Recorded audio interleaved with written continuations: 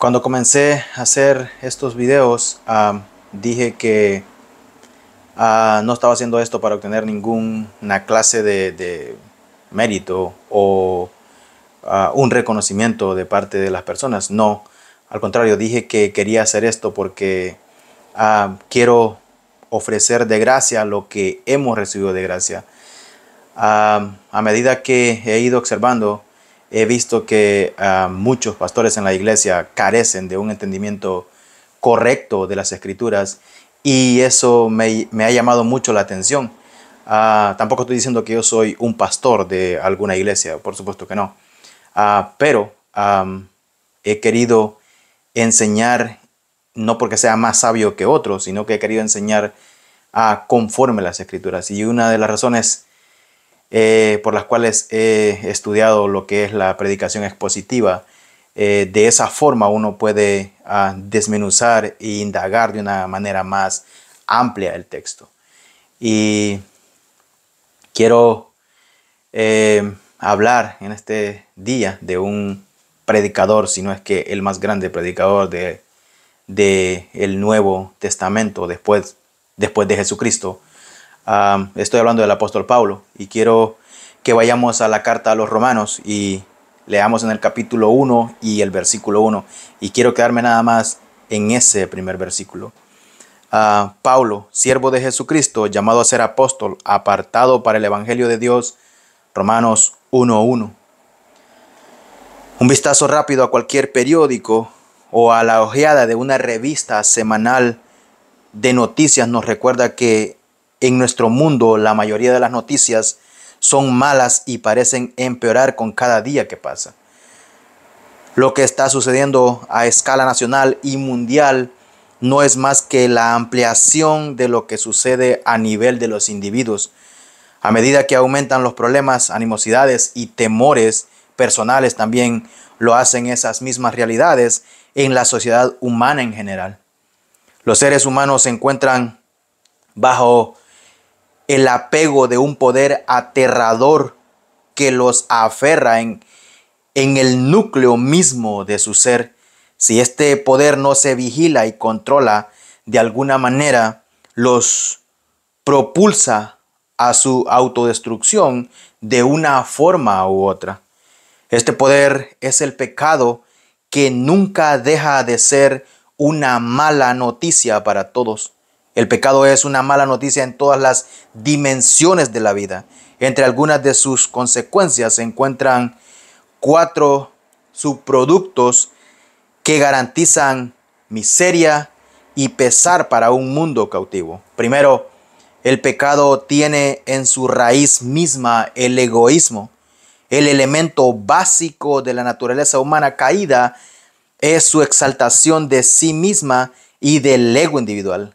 Cuando Satanás cayó, lo hizo por tratar de imponer su propia voluntad sobre la voluntad de Dios, declarando abiertamente su rebeldía en 5 ocasiones. Subiré al cielo, levantaré mi trono, me sentaré sobre las alturas, subiré y seré semejante al Altísimo. Isaías 14, 13 y 14.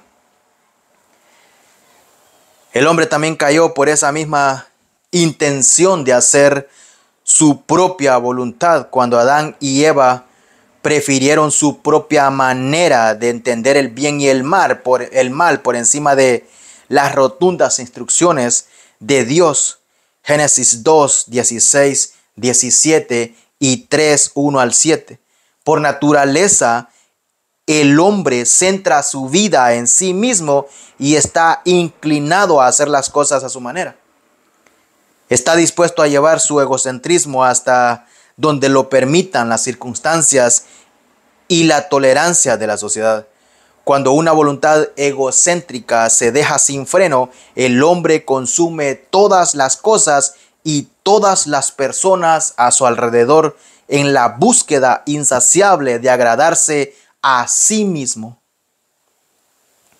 Cuando sus amigos, compañeros de trabajo o el cónyuge deja de suministrar lo que la persona egocéntrica quiere tener, entonces son descartados como un par de zapatos viejos, gran parte de la sociedad occidental moderna se ha saturado a tal punto con la conformidad a los dictados de la autoestima y la voluntad egocéntrica que prácticamente todos los deseos humanos han llegado a ser considerados como derechos. Actualmente, la meta última en muchas vidas es poco más que una satisfacción perpetua del yo.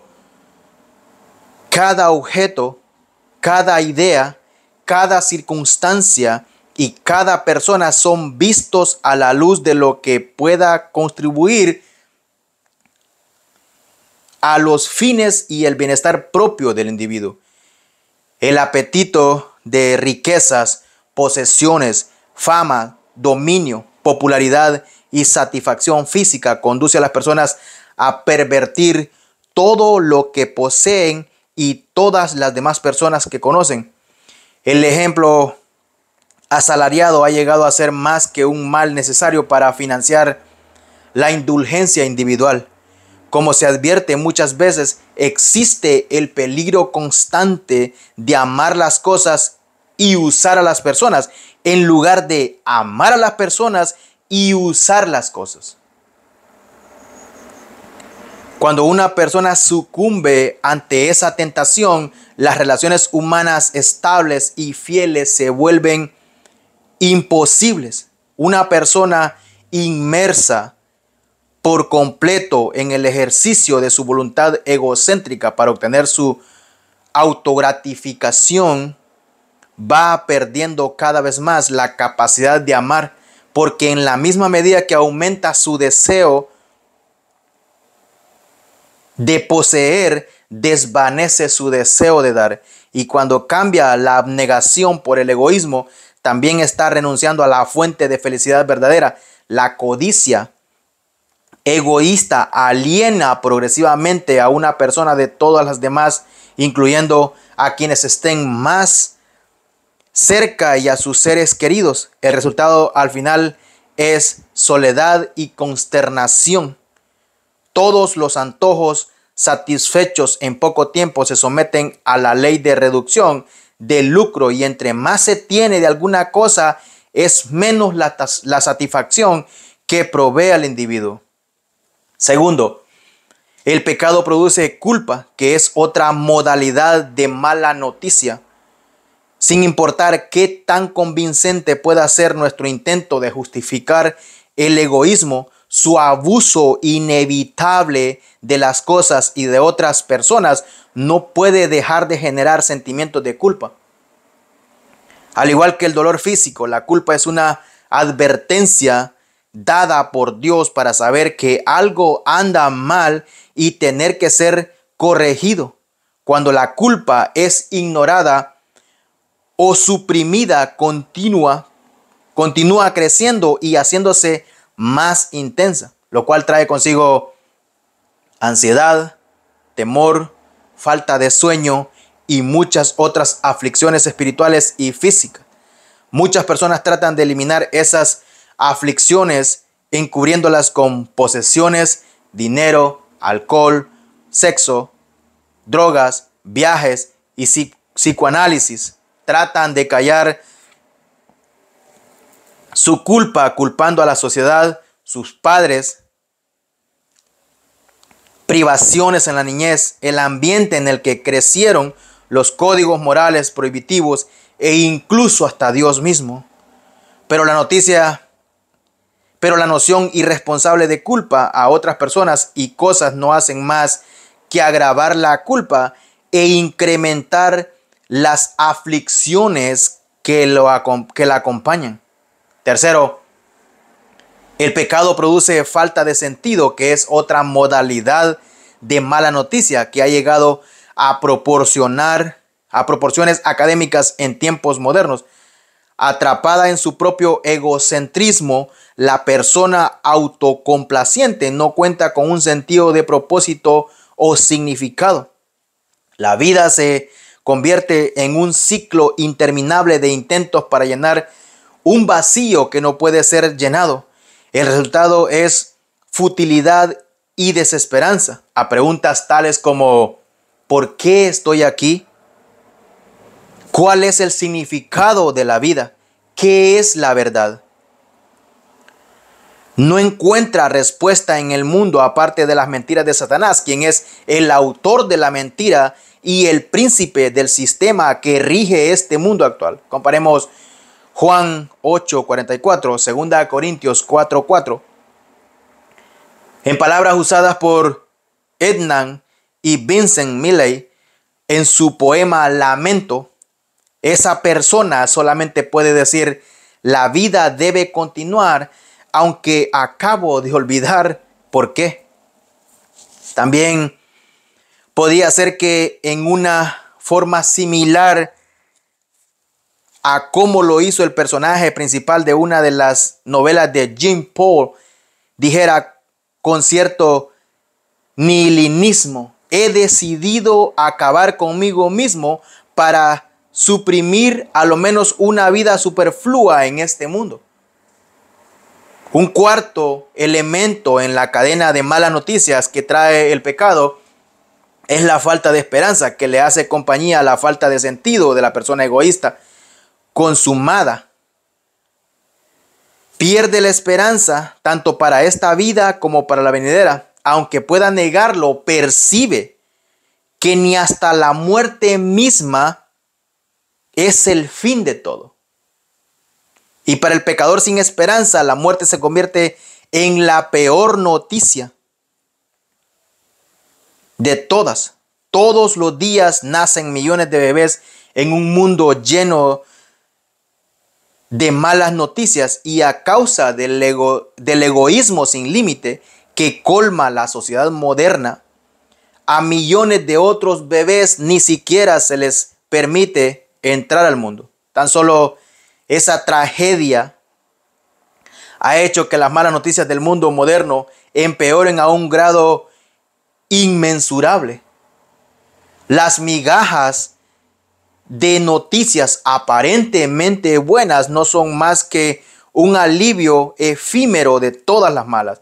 Y en ocasiones, hasta lo que parece ser una buena noticia no es más que un mal disfrazado de bien. Una persona comentó con cinismo en cierta ocasión que los tratados de paz son en realidad una oportunidad que se dan los adversarios para ir a recargar sus armas.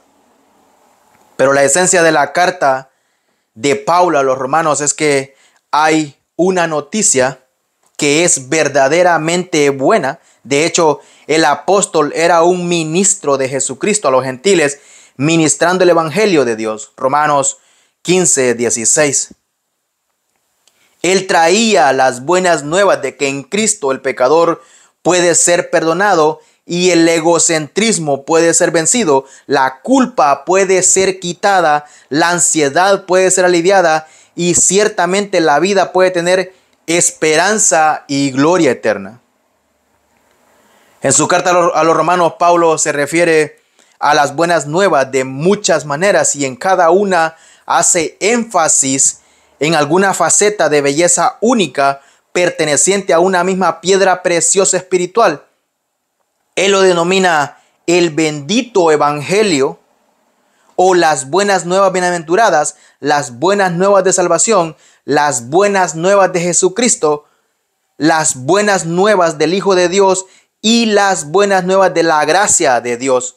La carta empieza en el 1:1 y termina en el 16, 25 y 26 con la buena noticia que es el evangelio. La fuerza motriz de los 16 capítulos de la carta a los romanos se halla condensada en los primeros 7 versículos.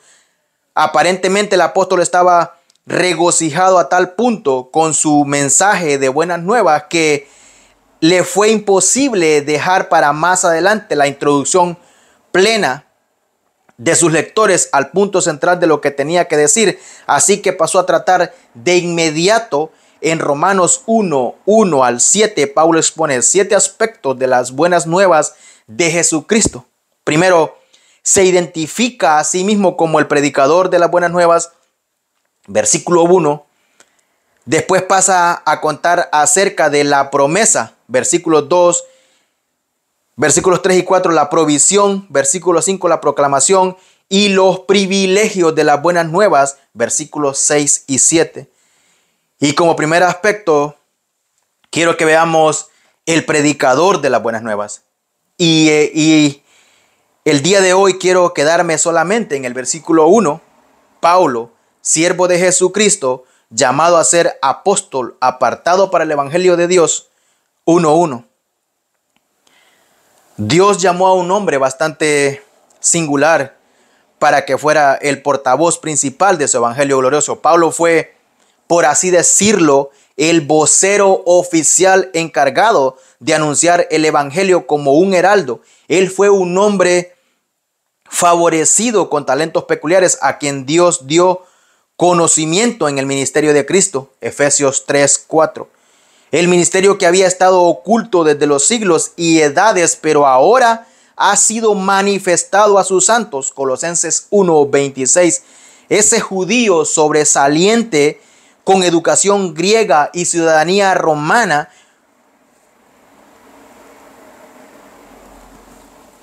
con una increíble capacidad de liderazgo, fuerte motivación y expresión bien articulada, fue llamado por Dios de manera especial y directa para su conversión y dotación.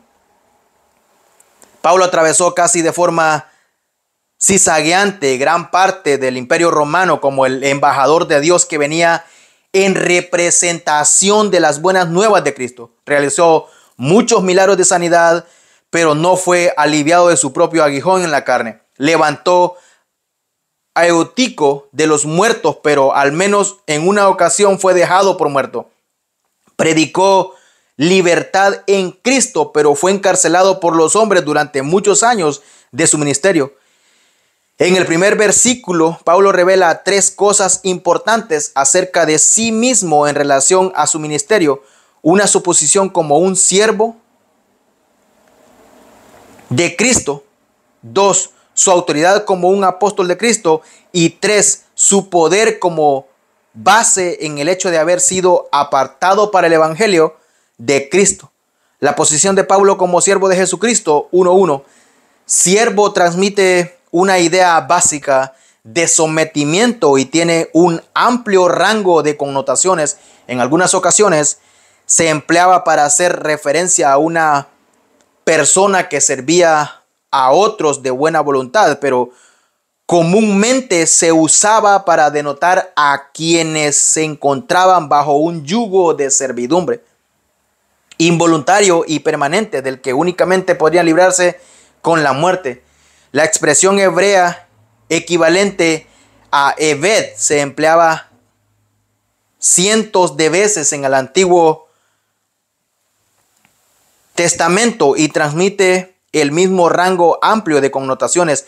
La ley mosaica hacía provisiones para que de manera voluntaria un servidor dependiente se convirtiera en siervo de por vida de un amo al que amara y respetara. Si el siervo dijere: yo amo a mi señor, a mi mujer y a mis hijos, no saldré libre, entonces su amo lo llevará ante los jueces y le hará estar junto a la puerta o al poste, y su amo le horadará la oreja con lesna y será su siervo para siempre.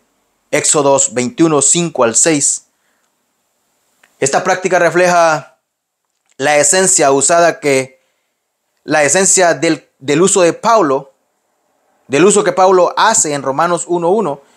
El apóstol se había entregado de todo corazón, totalmente motivado por amor, al amo divino, quien lo salvó del pecado y de la muerte. En tiempos del Nuevo Testamento había millones de esclavos en el Imperio Romano, la vasta mayoría de los cuales eran forzados a la esclavitud y eran mantenidos ahí por la ley. Algunos de los esclavos más educados, habilidosos, ocupaban posiciones importantes en una familia o un negocio y eran tratados con un respeto considerable.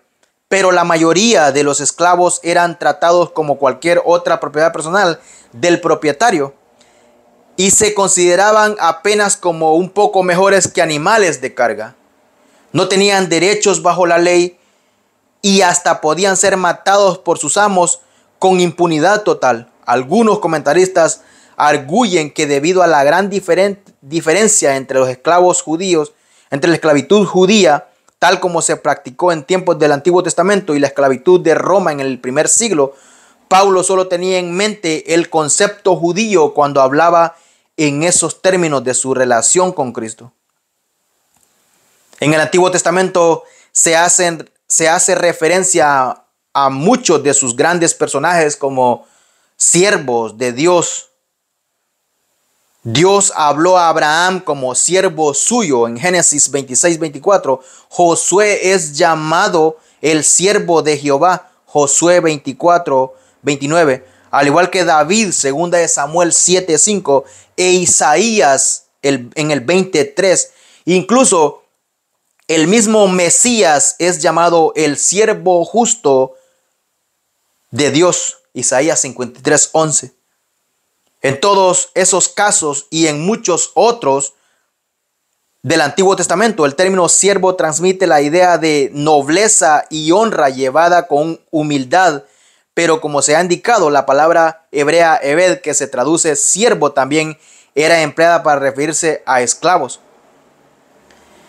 En vista de la genuina humildad de Pablo al considerarse como el primero entre los pecadores, 1 Timoteo 1:15, es seguro que él no pretendía arrogarse el título noble y reverenciado de siervo del Señor, tal como se emplea en las citas anteriores. Él se consideraba a sí mismo como siervo de Cristo en el sentido menos presuntuoso de todos. Por supuesto que todos los siervos verdaderos de Dios poseen cierta honra y dignidad inherente a su llamado, incluso en el caso de quienes parecen ser menos sobresalientes. Y Pablo era muy consciente de la dignidad real, aunque inmerecida, que Dios otorgaba a quienes le pertenecen. No obstante, él también estaba constantemente al tanto de que la dignidad y el honor que Dios concede a sus hijos se deriva únicamente de la gracia, porque los cristianos en ellos mismos siguen siendo pecadores corruptos sin merecimiento alguno. Él escribió a la iglesia de Corinto: ¿qué pues es Pablo y qué es Apolos? Servidores por medio de los cuales habéis creído, y eso según lo que a cada uno concedió el Señor. 1 Corintios 3:5. Aquí Pablo usa un término diáconos para describir su posición como siervo, un término que se empleaba comúnmente para referirse a los que atendían en las mesas, a simples meseros, pero al igual que en su empleo de doulos, el énfasis aquí es sumisión e insignificancia, no en honra. Debido a que él fue llamado y designado por Cristo mismo, Pablo nunca habría querido deslucir su posición como apóstol ni como un hijo de Dios. Él enseñó muy claramente que los líderes piadosos en la iglesia, especialmente quienes sean diligentes en la predicación y la enseñanza, deben ser tenidos por dignos de doble honor por parte de sus hermanos creyentes. 1 Timoteo 5:17.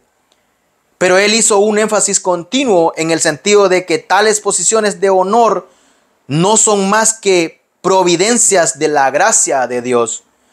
A continuación veremos la autoridad de Pablo como apóstol llamado a ser apóstol en el versículo 1. A continuación Pablo se pasa a establecer la autoridad de su ministerio con base en el hecho de que él ha sido llamado a ser apóstol. Quizás una mejor transcripción sería un apóstol llamado, lo cual apunta con mayor claridad al hecho de que su posición como apóstol no era algo que hubiera alcanzado por sí mismo. Él no se ofreció como voluntario para ejercer tal oficio, ni tampoco fue elegido por hermanos en la fe. Él recibió un llamado divino por parte del Señor Jesucristo mismo. Mientras Pablo, quien entonces se llamaba Saulo, permaneció ciego desde su encuentro milagroso con Jesús en el camino a Damasco, el Señor le dijo a Ananías, refiriéndose a Pablo, instrumento escogido me es este para llevar mi nombre en presencia de los gentiles y de reyes y de los hijos de Israel. Hechos 9:15. Al transmitirle este mensaje a Pablo, Ananías dijo, el Dios de nuestros padres te ha escogido para que conozcas su voluntad y veas al justo y oigas la voz de su boca, porque serás testigo suyo a todos los hombres de lo que has visto y oído. Hechos 22, 14 y 15. Más tarde Pablo expuso la revelación adicional de que Cristo ya le había dado ese mensaje directamente cuando dijo, levántate y ponte sobre tus pies, porque para esto he aparecido a ti, para ponerte por ministro y testigo de las cosas que has visto y de aquellas en que me apareceré a ti, librándote de tu pueblo y de los gentiles a quienes ahora te envío, para que abra sus ojos, para que se conviertan de las tinieblas a la luz, para que reciban por la fe que es en mí, perdón de pecados y herencia entre los santificados. Hechos 26, 16 al 18. Pablo dijo a los creyentes corintios, me es impuesta necesidad y ay de mí si no anunciare el evangelio. 1 Corintios 9, 16. Dios le había asignado una tarea que nunca había soñado ni pedido. Él sabía que estaría en serios problemas si no era obediente en el cumplimiento de su comisión divina. Pablo fue apóstol no de nombre ni por hombre, sino por Jesucristo y por Dios el Padre que lo resucitó de los muertos. Gálatas 1:1. Y prosiguió a declarar, ¿busco ahora el favor de los hombres o el de Dios? ¿O trato de agradar a los hombres? Pues si todavía agradara a los hombres, no sería siervo de Jesucristo. Versículo 10. Apóstol es la traducción de apóstoles, que tenía el significado básico de una persona que es enviada. Se refiere a alguien que era oficialmente comisionado para ejercer una posición o realizar ciertos oficios, como es en el caso de un emisario o embajador. Las embarcaciones de carga se llamaban con frecuencia apostólicas debido a que se despachaban con un cargamento específico que se estaba enviando a un destino específico. El término apóstol aparece unas 79 veces en el Nuevo Testamento y se emplea en contados casos en un sentido genérico y no técnico. Podemos ver Romanos 16:7, Hechos 14:14. En su sentido más amplio, apóstol puede referirse a todos los creyentes, porque cada creyente es enviado al mundo como un testigo de Cristo. Pero el término se emplea principalmente como un título específico y único asignado a los 13 hombres en el Nuevo Testamento, los 12 incluyendo a Matías, quien reemplazó a Judas, y Pablo, quien Cristo escogió y comisionó personalmente para proclamar el evangelio y guiar la iglesia primitiva con autoridad del cielo. Los 13 apóstoles no solamente fueron llamados directamente por Jesús, sino que todos ellos fueron testigos de su resurrección, incluido Pablo, quien tuvo en su encuentro con él en el camino a Damasco después de su ascensión. Esos 13 apóstoles recibieron revelación directa de la palabra de Dios para proclamar con autoridad de lo alto el don de sanidad y el poder para expulsar demonios. Mateo 10:1. Por estas señales quedó verificada su autoridad para enseñar. Comparemos 2 Corintios 12:12. Sus enseñanzas se convirtieron en el fundamento de la iglesia. Efesios 2:20. Y su autoridad se extendió más allá de los cuerpos locales de creyentes para abarcar a los creyentes del mundo entero. Aunque los apóstoles fueron los enviados en un sentido único e irrepetible, cada persona que habla en representación de Dios debe ser llamada y enviada por Él.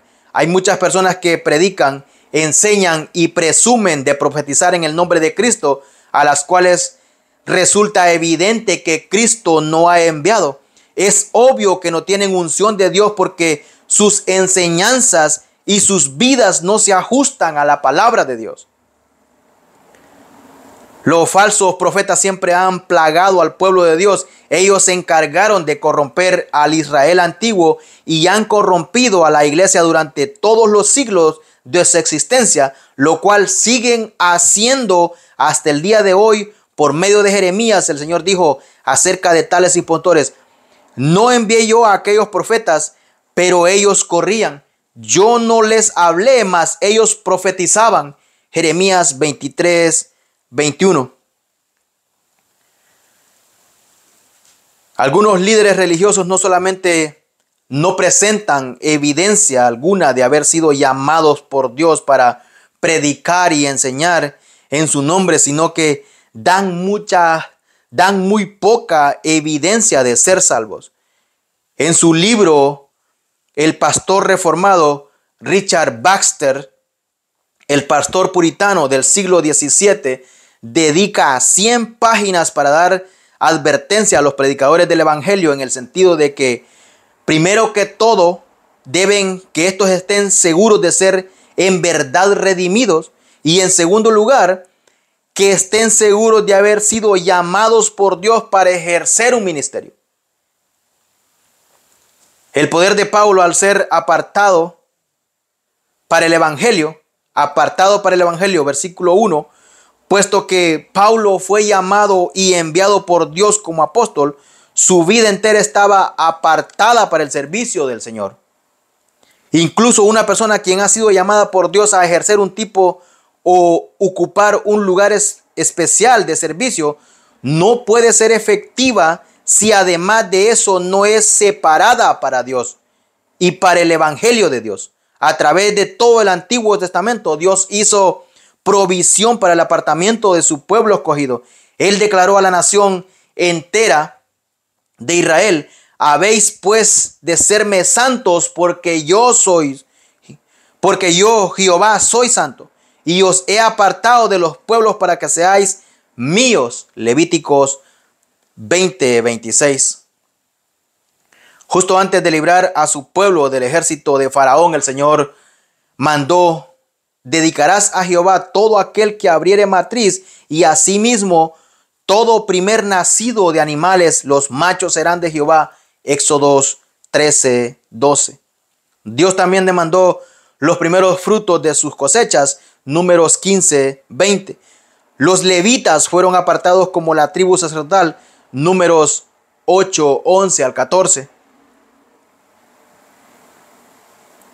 En la versión Septuaginta griega de los pasajes anteriores de Éxodo, Números y Levíticos, las palabras ofrecer, presentar, dedicar y apartar son expresiones que se traducen a partir del término griego aporizo, el cual Pablo empleó al afirmar que él mismo había sido apartado.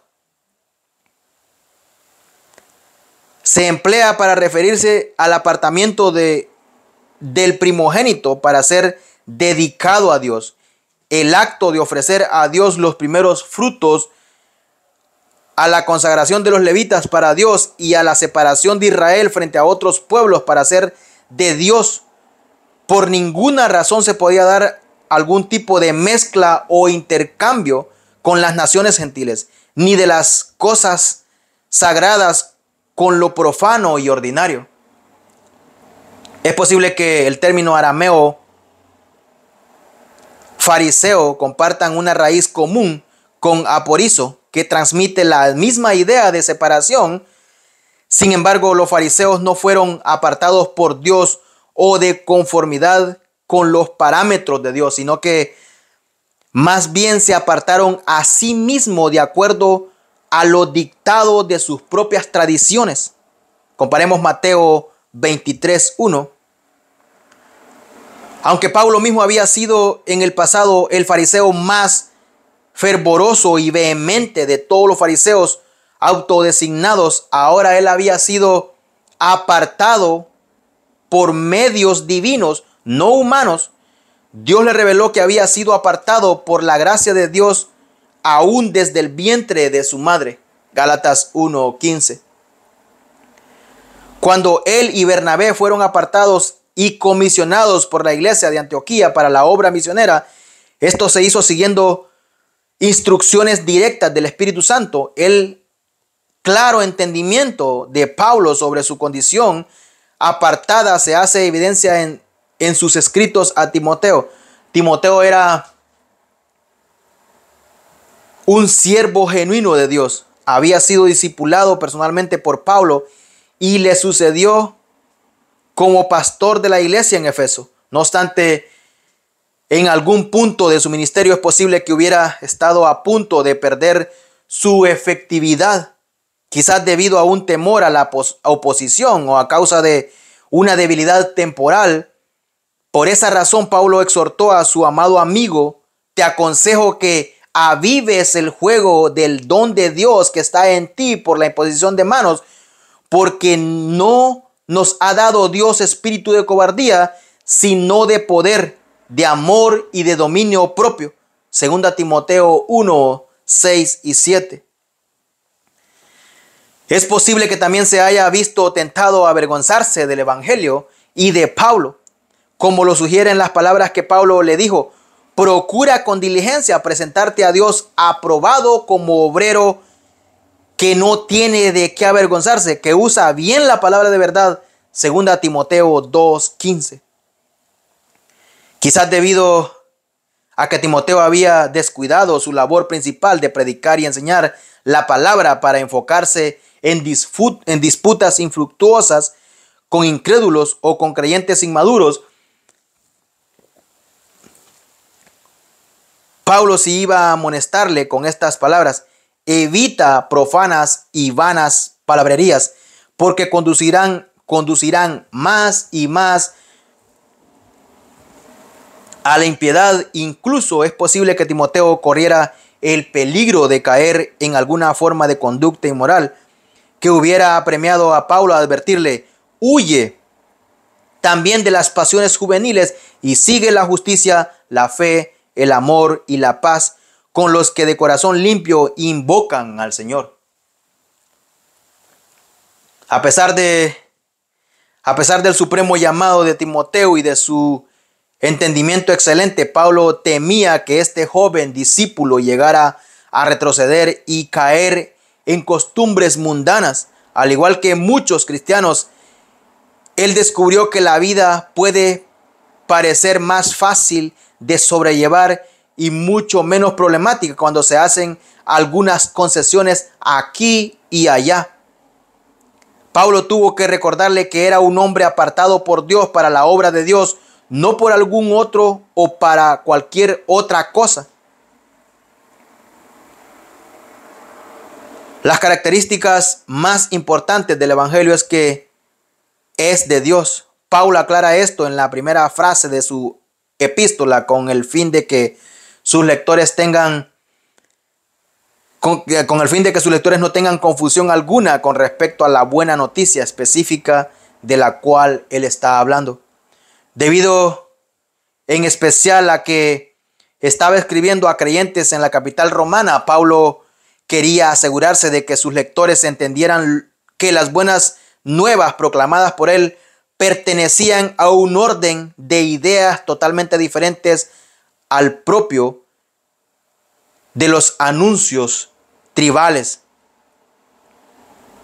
No podemos evitar preguntarnos por qué razón Dios habría de ser condescendiente con un mundo que le rechaza y escarnece, al punto de traerle buenas nuevas. Nadie merece escucharlas, mucho menos obtener la salvación a causa de ello.